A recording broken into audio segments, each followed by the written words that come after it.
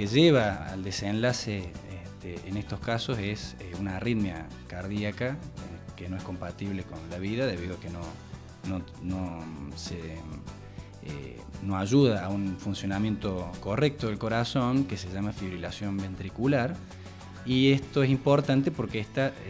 arritmia se puede tratar efectivamente en general, sobre todo en corazones por lo demás sanos, como tiene la gente joven, con la desfibrilación oportuna. Esto nos lleva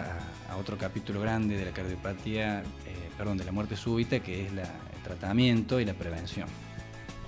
Doctor, ¿qué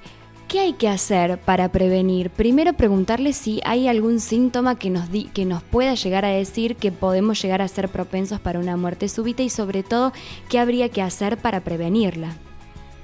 Bueno, es un tema interesante porque en general es lo que la gente pregunta siempre.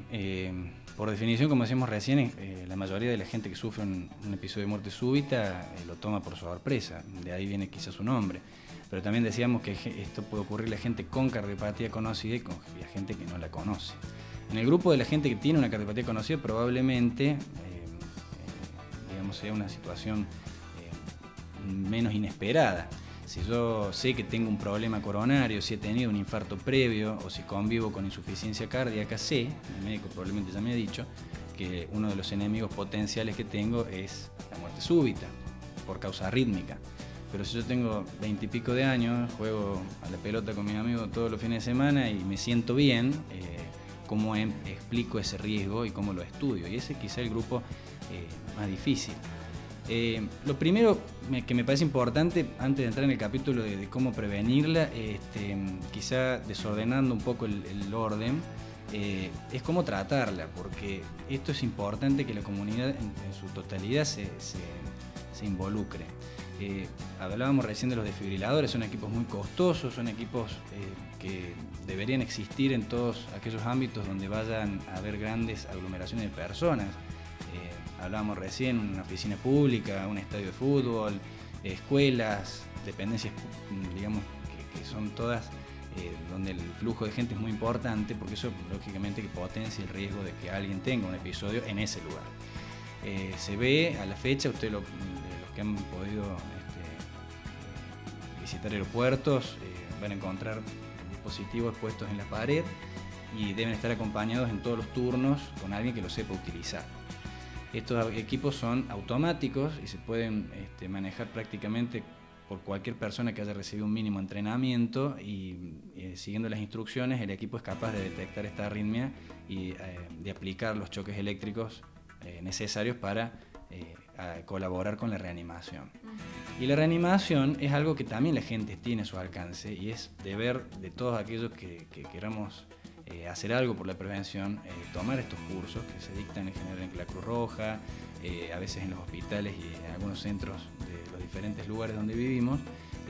para que uno pueda administrar reanimación cardiopulmonar efectiva a la persona en el momento en el que ocurre esto, mientras aguarda la llegada de un servicio de emergencia o se coloca el equipo de fibrilación, porque el aparato no hace masaje, no otorga ventilaciones, simplemente hace descargas y nos dice el momento en el que lo va a hacer, si es necesario. Pero nada de esto va a ser útil si el paciente no recibe una reanimación oportuna. Ese paciente está muerto, digamos, en una situación de falla eléctrica como la fibrilación ventricular, es cuestión de que corra el tiempo. De manera que lo primero que hay que hacer es saber reanimación y saberla aplicar y pensar que la responsabilidad más allá de como vecino y como individuo en una sociedad de poder salvarle la vida a un semejante,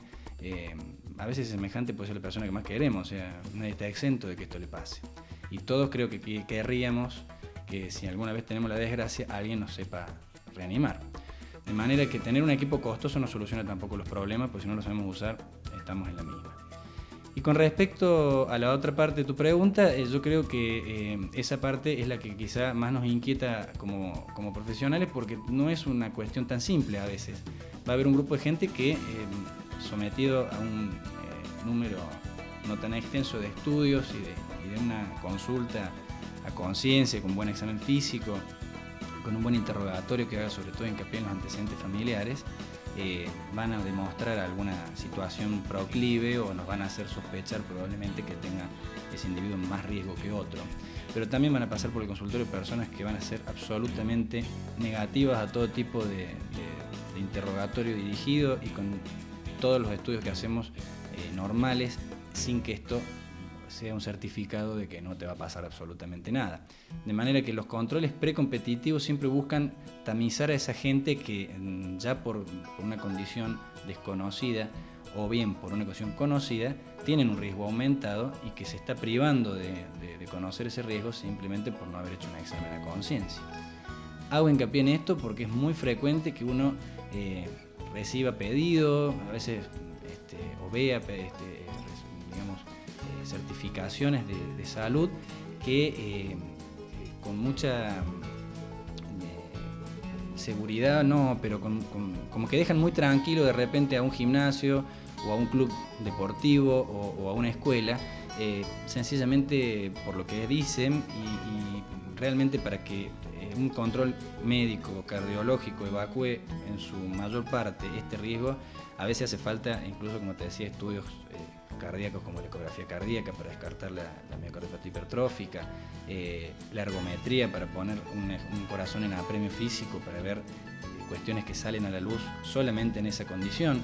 y no simplemente, doctor, hagamos un certificado de que mi hijo puede ir a la escuela, porque realmente es cumplir con un requisito y no estamos cumpliendo con lo realmente necesario, que es cuidar la vida, ¿no es cierto? Doctor, entonces lo fundamental para estos casos y sobre todo si alguien tiene algún tipo de duda o no se ha hecho estudios es tratar de hacerse estudios correspondientes, no solo como usted dice un certificado con una firma y nada más para poder quedarse tranquilo. Sí, los médicos que atiendan a estos pacientes van a tener las herramientas y el criterio necesario para poder definir a quiénes estudiar y a quiénes no. En líneas generales, buena parte de esta gente con un interrogatorio bien dirigido, un examen físico a conciencia y un electrocardiograma normal, probablemente sea todo lo que hace falta hacer para que uno pueda hacer un certificado, lógicamente que va a depender de la práctica deportiva que el paciente se proponga. Acá en nuestro medio tenemos un ejemplo bastante frecuente para lo que hacemos de especialidad, con un club de fútbol de acá de la ciudad y un club de rugby que tienen por norma el control de estos deportistas, y si vos te fijas, la ergometría, la ecografía cardíaca está pautado de acuerdo al tipo de deporte que va a practicar el chico, ¿no? Si es un deporte de tipo, digamos, recreativo, o si va a ser federado, las situaciones van cambiando. Ahora, un ejemplo del otro lado, del otro extremo, vemos pacientes o personas que caen tendidos en una cancha de fútbol en Europa, después de haber sido comprado por clubes absolutamente conscientes de esto, con una finalidad absolutamente comercial y económica como el deporte a ese nivel, y que da por seguro que han pasado por estos y por más estudios médicos también, y sin embargo terminan en estos desenlaces. De manera que el 100% tristemente no existe. Hay una serie de cuestiones, sobre todo hereditarias, que van a escapar a lo que puede mostrar un estudio aislado, pero sí podemos reducir mucho ese riesgo y por lo menos pesquisar a tiempo a aquellas personas que tienen riesgo para que no hagan deportes que no pueden hacer.